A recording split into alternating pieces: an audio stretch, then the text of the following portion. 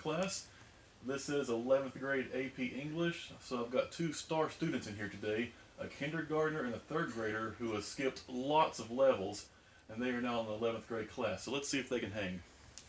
Today we're going to be talking about two creation myths. Does anyone know what a creation myth is? No. Creation myth is a story that tells how the world was made. Are there any creation myths that you all know? Earth? Like a story that tells how the earth was made. There's a story in the Bible. How was the world made? By God? Yeah, there's a Genesis creation myth, and it talks about Adam and Eve and the garden and the fruit, right? So just like the ancient Hebrews had their creation myth, the Cherokee and the Iroquois people also had their creation myths. So today in class we're going to talk about how the Cherokee and the Iroquois people believe that the world was formed. So before we begin, let's go over some vocabulary. We're going to be comparing and contrasting these two stories. So we'll see what the similarities are and what the differences are between the Cherokee story and the Iroquois story. So the Cherokee, who are the Cherokee? Does anyone know? Indians from long ago? American Indians, and they're not all from long ago, and they also exist today. They live in eastern North Carolina, and here in eastern Tennessee, and also out in Oklahoma. And they are Iroquois people, but linguistically, culturally, and geographically, they are separated from the other Iroquois people. The other Iroquois people are an indigenous tribe native to the northeastern U.S. and parts of Canada, mostly New York. So a lot of these cultures share some ancient similarities, but over time, over thousands of years, some of those similarities have grown apart. And that's what we're going to study with these two creation stories. Another word for the Iroquois is the Haudenosaunee, and that's just another way of talking about the 5 or 6 tribes of the Iroquois nation. A myth is just a story that's told that's probably not true, maybe based in some truth, but it's just a story that's passed over time to tell a story, to tell how something happened. And I'm sure you all know, but indigenous, that just means the people or animals or plants that are from a particular area. So the Cherokee are indigenous to the southern U.S. The Iroquois, the Haudenosaunee, are indigenous to the northeastern U.S. So that's a little bit of background. So we're going to quickly read through these two stories, and if you have any questions while we're reading, you can go ahead and ask questions, and then I'll probably add a little bit along the way. So first, let's talk about the Iroquois creation myth. I'll go ahead and start reading, and then Jan, if you can pick up whenever you can. We'll go back and forth and do paragraphs. Does that work for you? All right. Perfect. I'll go ahead and begin. The first people lived beyond the sky because there was no earth beneath. The chief's daughter became ill, and no cure could be found. A wise old man told them to dig up a tree and lay the girl beside the hole. People began to dig, but as they did, the tree fell right through the hole, dragging the girl with it. Below lay an endless sheet of water where 2 swans floated. As the swans looked up, they saw the sky break and a strange tree fall down into the water. Then they saw the girl fall after it. They swam to her and supported her because she was too beautiful to allow her to drown. Then they swam to the great turtle, master of all the animals, who at once called a council. All right, so we've got some characters introduced here. Zekiah, who all's in this story right now? A little kid. Girl, yes. The council. Well, there's some animals. Elias, do you remember the animals that were in the story? No, okay, there were, excuse me, there were 2 swans. Go ahead. The turtle master or something. The great turtle and 2 swans, correct. So we're seeing some animals in this story, right? Okay, let's keep reading. When all the animals had arrived, the great turtle told them that the appearance of a woman from the sky was a sign of good fortune or good luck. Since the tree had earth on its roots, he asked them to find where it had sunk and bring up some of the earth to put on his back to make an island for the woman to live on. So listen to this part. He asked where it had sunk and brought up some of the earth to put on its back to make land. Okay? Just remember that. All right, go ahead. The swans led the animals to the place where the tree had fallen. First otter, then muskrat, and then beaver dived. Sorry. As each one came up from the great depth, he rolled over exhausted and died. Many other animals tried, but they experienced the same fate. So we've got some new animals in here, right? Otter, muskrat, beaver. Did they do good? Did they get some land? When they No. dove into the water, what happened? They died. Yeah. At last, the old lady Toad volunteered. She was under so long that the others thought she had been lost. But at last, she came to the surface, and before dying, managed to spit out a mouthful of dirt on the back of the great turtle. So it was a toad that dove down and got the land, right? Okay. You go ahead, Jenna. It was the magical earth and had the power of growth.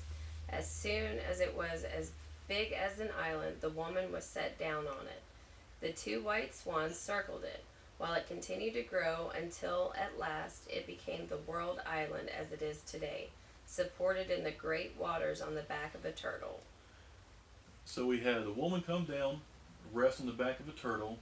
A bunch of animals tried to get some mud out of the water to make land, right? But they failed.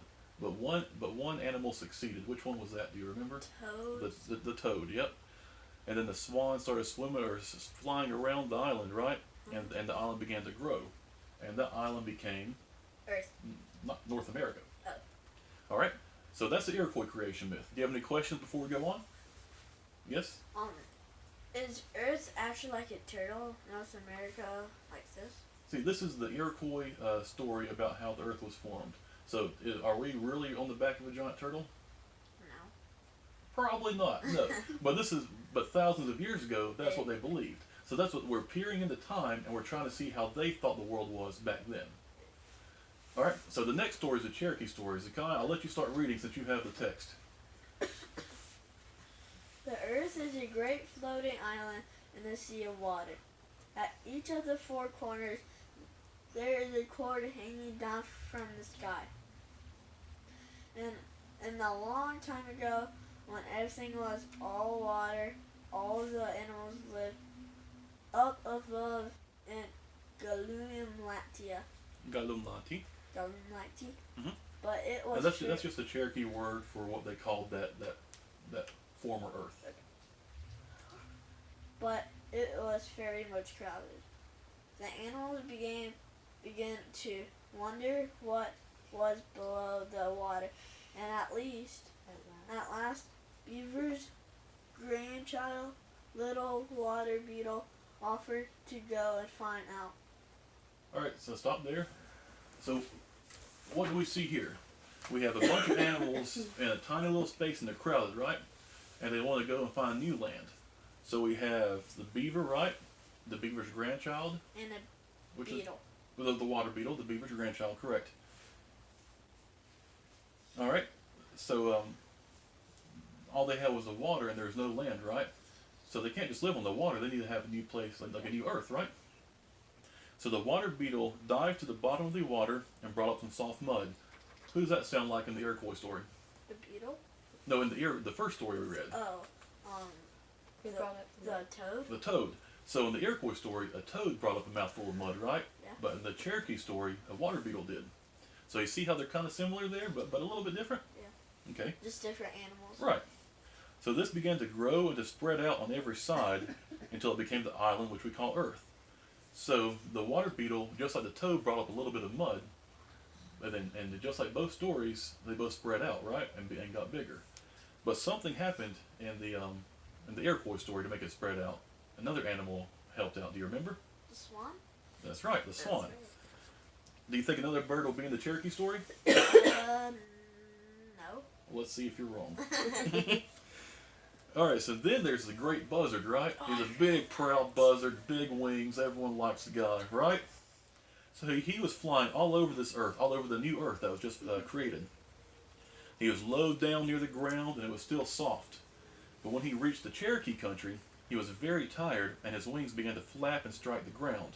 And wherever they struck the earth, there was a valley. So he was slapping the valleys down, but when his wings turned up again, what did he create? A mountain. Mountains, yep. When the animals above saw this, they were afraid that the whole world would be mountains, so they called him back. But the Cherokee country remains full of mountains today. So that's where we live in eastern Tennessee and western North Carolina. There's lots of mountains. But so why do the Cherokee think that it's so mountainous around here? Buzzard. The buzzard, Mhm. when it goes down, makes a valley. When it goes up, makes a big mountain. Exactly.